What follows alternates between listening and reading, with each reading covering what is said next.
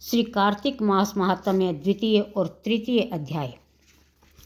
श्री कृष्णचंद्र जी ने कहा, हे देवी गुणवती, अपने पिता और स्वामी को राक्षस द्वारा मारे जाने का संवाद सुनकर पिता और पति के क्लेश से दुखित होकर करुण विलाप करने लगी।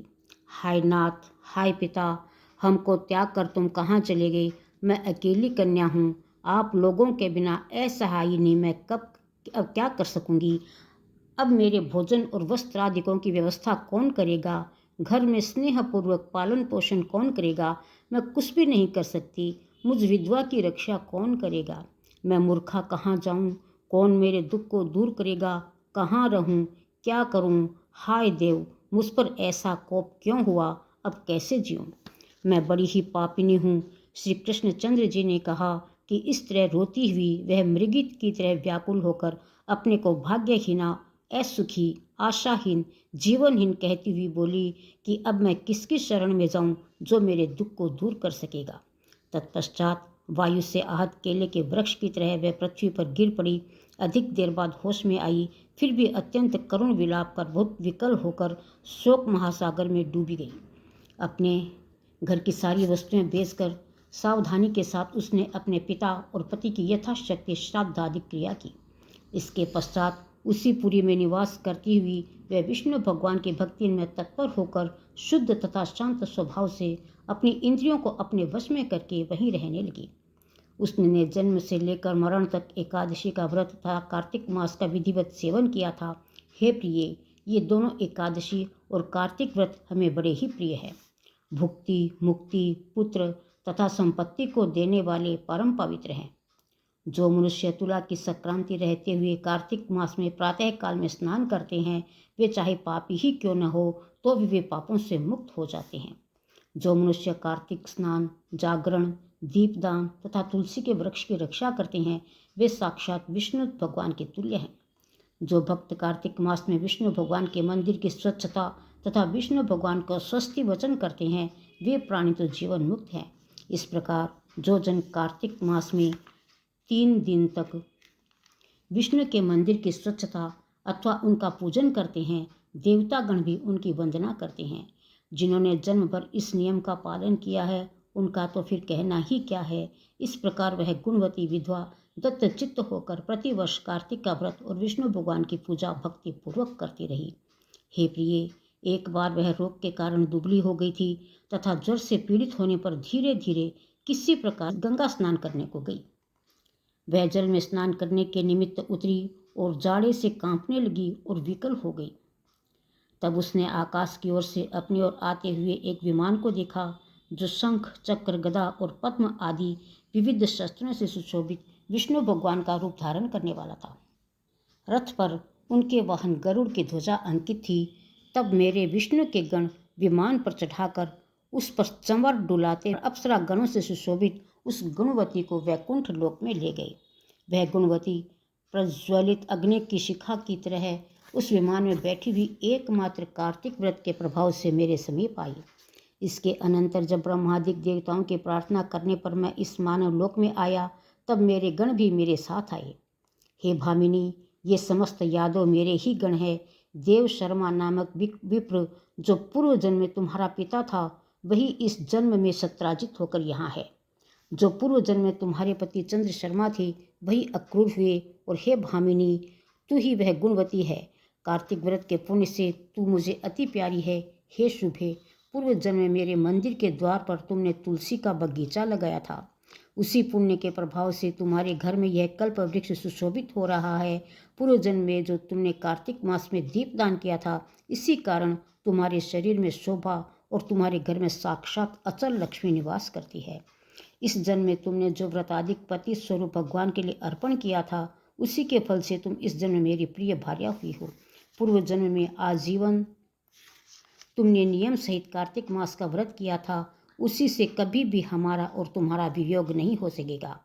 इसी प्रकार जो प्राणी कार्तिक का व्रत करेंगे, वे सब भी मेरे ही समीप रहेंगे और तुम्हारे ही समान प्रिय होंगे।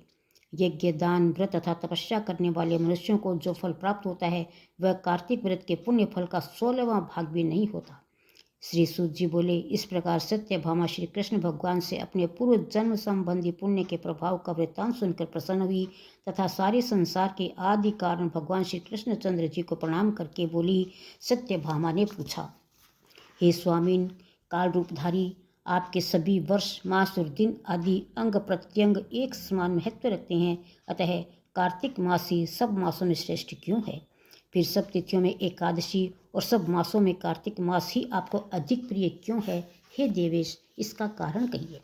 श्री कृष्णचंद्र जी ने कहा, हे प्रिय, तुमने मुझसे बहुत अच्छी बात पूछी। इस विषय में महाराजा वेन के पुत्र पृथु और नारद का संवाद कहता हूँ, उसे एकाग्र मन से सुनो।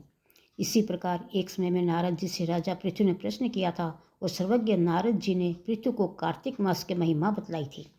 नारद जी ने कहा, हे राजन, बहुत दिन पहले समुद्र का शंखासुर नामक अत्यंत शक्तिशाली और पराक्रमी एक राक्षस पुत्र तीनों लोकों को मंथ डालने में समर्थ हुआ।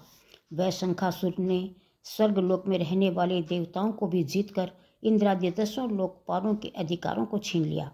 उससे डरकर समस्त देवगण सुमेरु पर्वत की कंदराओं में अपनी स्त्री तथा कुटुंब के साथ उसका अवरोध करते हुए बहुत दिनों तक छिपे रहे। जब सब देवगण सुमेरु पर्वत की कंदराओं में आसन जमाकर निश्चिंत होकर रहने लगे, तब वह राक्षस सोचने लगा कि यद्यपि मैंने सब देवताओं को हरा दिया और उनका अधिकार भी छीन लिया, तो भी ये लोग बलवान ही ज्ञात होते हैं। अतः अब हमको क्या करना चाहिए? आज मुझे ज्ञात हुआ है कि ये सब देवता वेद मंत्रों से बलवान हो रहे हैं। उनके वेदों को हर लेने से ये स्वतः बलहीन हो जाएंगे।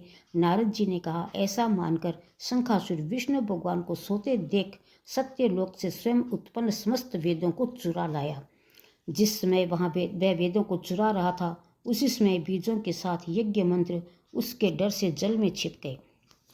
शंखासुर भी वेद मंत्रों और बीज मंत्रों को खोजता हुआ समुद्र के भीतर घूमने लगा, किंतु वह राक्षस उन वेद मंत्रों को एक स्थान पर कहीं भी नहीं पा सका।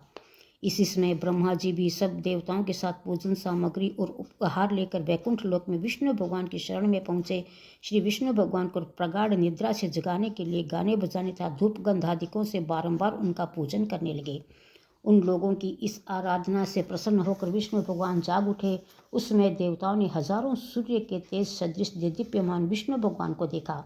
तत्पश्चात देवताओं ने विविध सामग्री द्वारा षोडशोपचार से विष्णु भगवान का पूजन करके पृथ्वी पर दंडवत किया। तब विष्णु भगवान ने उनसे कहा, हम आप लोगों के इस कीर्तन तथा मंगलगान से प्रसन्न हैं। आप लोग अपना अभिष्ट वर मांगे, मैं सहर्ष दूंगा। कार्तिक शुक्ल पक्ष के एकादशी पर्यंत प्रातः काल में जो सज्जन आप लोगों के समान कीर्तन और मंगल करेंगे, वे हमारी अति प्रिय होंगे और जो शरीर त्याग करने पर बैकुंठ को आएंगे। यह जो पाद्य, अर्घ्य, आचमन और जल आदि सब सामग्री आप लोग हमारे लिए लाए हैं, वे सब अनंत गुणों वाली होकर आप लोगों को आनंदित करेगी। जो शंखासुर सब वेदों को चुरा ले गया है, वे सब समुद्र में ही है। मैं उस सागर के दुष्ट पुत्र को मार कर ले आता हूँ। आज से मंत्र, बीज और यज्ञों के साथ चारों वेद प्रतिवर्ष कार्तिक मास में जल में विश्राम किया करेंगे। अब मैं मत्स्य का रूप धारण करके समुद्र में जाऊंगा और आप लोग भी सब ऋषियों को लेकर हमारे साथ आवें। इस लोक के जो प्राणी कार्तिक में नित्य प्रातः काल में स्नान करेंगे, वे यज्ञांत में अवभृत स्नान के पुण्य फल के भागी होंगे, जो कार्तिक में स्नान और व्रत किया करेंगे। हे इंद्र, उनको तुम मेरे लोक में पहुंचा दिया करो। हे देवेंद्र, मेरी आज्ञा से उन प्राणियों को सब आपत्तियों से बचाते रहना। हे वरुण, तुम उन्हें पुत्र पौत्रादि संतान देते रहना। हे धनाधिप कुबेर, मेरी आज्ञानुसार तुम उनका धन धान्य बढ़ाते रहना, क्योंकि इस प्रकार का आचरण करने वाला प्राणी हमारा रूप धारण के जीवन मुक्त हो जाया करता है। जन्म से लेकर मरण पर्यंत विधि पूर्वक जिसने यह उत्तम व्रत कर लिया है, वह आप लोगों का भी पूजनीय है। आप लोगों ने मुझे कार्तिक शुक्ल एकादशी तिथि को जगाया है, इसी से एकादशी मान्य है और हमको बड़ी प्रिय है।